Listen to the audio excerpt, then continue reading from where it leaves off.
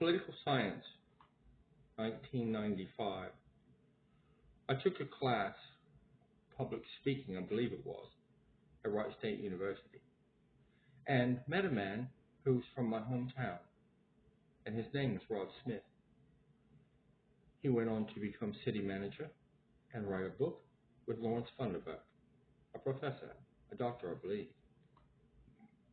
As I was at Wright State, I, unlike him, ran out of money, had a family, and made all the mistakes that you make when you're Rebel Rod. He went on to be city manager here, and I went on to be caretaker of the Miami Cemetery, with some background with Marathon Oil through its subsidiary, Speedway. When he was city manager here, I had a close personal friend who was the mayor, and his name was Charlie Sanders. Me and Charlie would discuss things because he knew that I was a lover of political science and used to stop in different occasions that I would manage, and we would talk for a little bit, including the site at 477 South Main Street for British Petroleum, formerly Standard Oil, owned by Rockefeller. And my political science degree was one of, I guess you would call it mostly research. So even though I didn't go to school, I always tried to focus and hone in my skills in the area and became fairly good at it.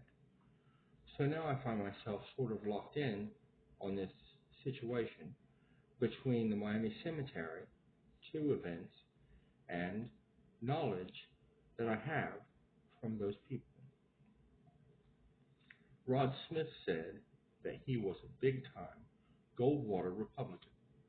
I lean more towards independence and being a Democrat, since my background justify that with my lineage to the Hermitage House in Tennessee, and the knowledge of my grandfather, her grand relation, President Andrew Jackson. Through the marriage of Rachel Donaldson to my grandfather, a descendant of James Donaldson from Oak Hill Cemetery in Cincinnati, Ohio, just outside of Sharonville, part of Spring Grove Cemetery, I believe. If you want to do the research, below you'll see listed the Knoxville Genealogy Department, and you'll find out that the Donaldsons, before even that they married into Andrew Jackson and his presidency, founded Nashville, Tennessee, and were quite the clan, coming from a Roberts marriage in Kentucky, southern Kentucky, and traveling to, it was a fort back then, and founding it, actually, which became Nashville, Tennessee. At the Miami Cemetery, I was asked questions about an investment that happened. When the James Rhodes maps came out, former Governor Dusty Rhodes, those maps were used in an investment scheme, if you will, with Interstate 71. And I had a farmer come up to me and ask me how it was that they were allowed to have the inside information and purchase the land from his great-grandfathers or grandfathers, and be able to sell it off not knowing that it would be so valuable down the road to places like Marathon and Standard Oil.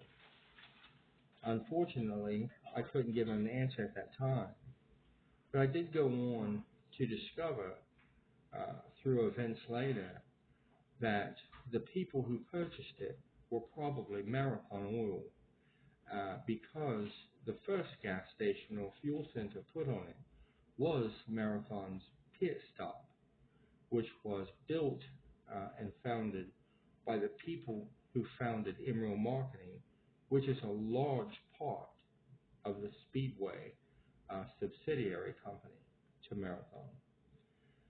Lately, in the news, Speedway was building a gas station, and it seemed odd for them to build it out on Austin Pike, when before the on-ramp and off-ramp to 675 and 75 was built. And people started to ponder the questions to me, because he visited my store quite a bit, Vice President Seminole, and was from Springboro in that area of Austin Pike. And so as I got to thinking about it, it seemed very similar to the purchases made by the farmers of Marathon way back in the 50s, because I-71 was built in the 1960s. So I kept an eye on it and happened to hear little things, like that Kroger got a little upset because they wanted to purchase the land to put a super Kroger with a fuel center, and they weren't allowed to do it. They had to rent from Vice President Seminole's company, Marathon, in order to participate in the sale of gas over on Austin Landing. And you'll notice that the prime real estate all is rental real estate and rented to Marathon at that time. Sheets gas stations on the East Coast, Speedway had 500 stations, and then they purchased 2,000 on the East Coast from Sheets, which was one of the largest retail acquisitions in history. And then shortly after that, turned around and sold it to 7-Eleven down in the state of Florida, whose headquarters is in Texas. It doesn't take a genius to figure out. We have a large Marathon terminal here in Lebanon, Ohio, and the Vice President lives just outside of Springboro. So the powerful companies and contributors down here are the reasons that the president stop in, and they usually stop at the Golden Lamb owned by Rob Portman, who my friend did a lot of work for as a Goldwater Republican.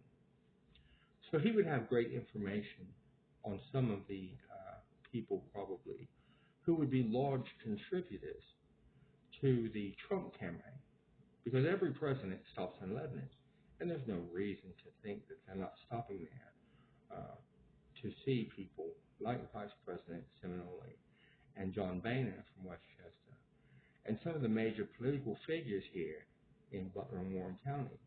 One up-and-coming one, Richard Jones, with his support of Trump policies of division.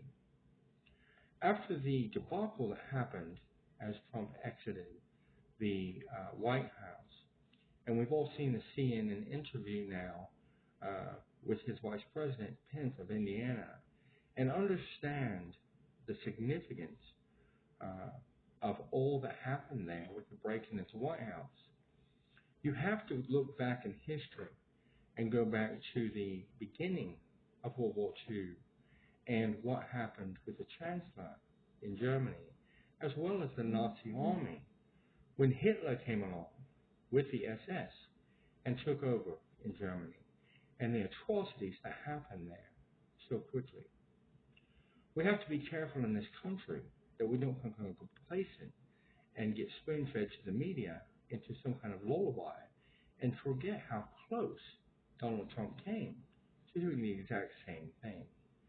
When I started doing some research into the Patriot Act, I found out that contributions of $10,000 or more into a campaign that has a terrorist activity like that can be prosecuted by people like the Attorney General in New York City. And we can take a look at those $10,000 donations as support for the Terrorist Act and actually charge these rich people for once, just like they did with Mark Hazelwood when he stole those millions and millions of dollars from the truckers of America. And the Teamsters, I'm sure, haven't forgot that either. We can't have two sides of the fence when it comes to justice. They did break the law. They did try to take over our government. That's a terrorist act and has to be punished. So I challenge the Attorney General, not only in Ohio with David Yost, but in New York and the rest, to pick up the fight here on this legislation that's on the books and enforce